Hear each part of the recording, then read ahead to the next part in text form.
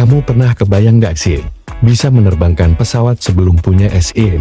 Kedengarannya gila kan? Tapi, ternyata banyak anak muda yang udah bisa jadi pilot. Bahkan sebelum mereka cukup umur buat nyetir mobil. Hari ini, kita bakal bahas kisah inspiratif para pilot muda yang berhasil mewujudkan impian mereka. Dan siapa tahu, mungkin kamu bisa jadi salah satunya.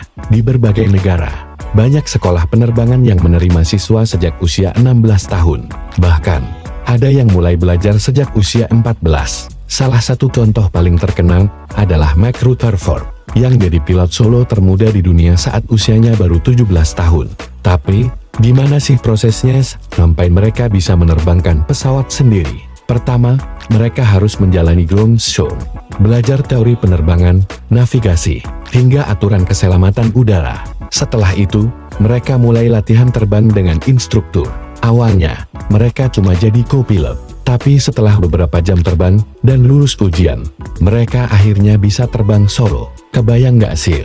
Ada di dalam kokpit sendirian, tanpa instruktur, dan harus mengendalikan pesawat sendiri. Pastinya ada rasa tegang, tapi juga bangga banget. Salah satu tantangan terbesar buat pilot muda adalah menghadapi tekanan di udara. Mereka harus tetap fokus, tahu gimana beraksi saat ada turbulensi, dan yang paling penting, selalu tenang dalam situasi darurat.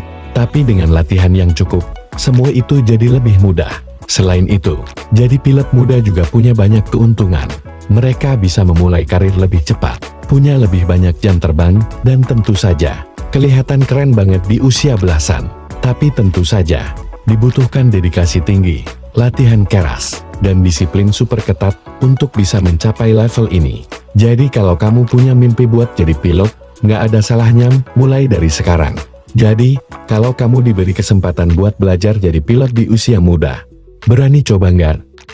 Tulis pendapatmu di kolom komentar. Dan jangan lupa like, share, dan subscribe buat lebih banyak konten seru seputar dunia penerbangan.